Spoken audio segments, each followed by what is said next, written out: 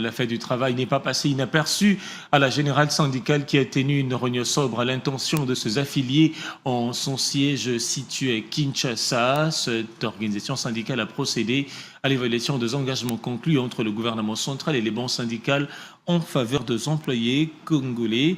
Le détail en images et commentaires.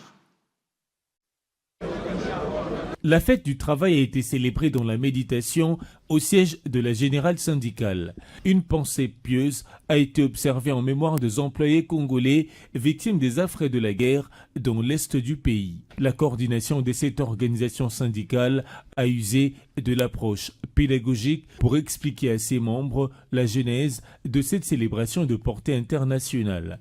Cette grande journée mémoriale pour les travailleurs sur le plan international, on a eu à partager avec nos affiliés, particulièrement sur les thèmes nationaux, et aussi parler de l'historique du mouvement syndical dans le monde, en République démocratique du Congo, et particulièrement aussi de la générale syndicale, de sa naissance jusqu'à aujourd'hui. La situation du travailleur congolais a été passée en revue au cours de cette rencontre qui a aussi procédé à l'évaluation des actions menées en faveur des employés tant du secteur privé que public. La GS reconnaît en même temps les efforts du gouvernement en dépit de la guerre d'agression. Nous sommes là pour soutenir la vision de l'autorité morale qui est le président national, n'est-ce pas, de la GS, c'est-à-dire la générale syndicale.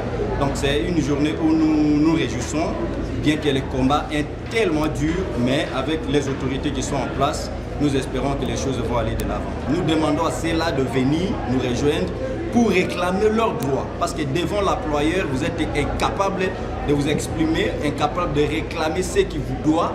Les travailleurs congolais ont par ailleurs été appelés à mettre tout en œuvre pour garantir la paix sociale en milieu professionnel.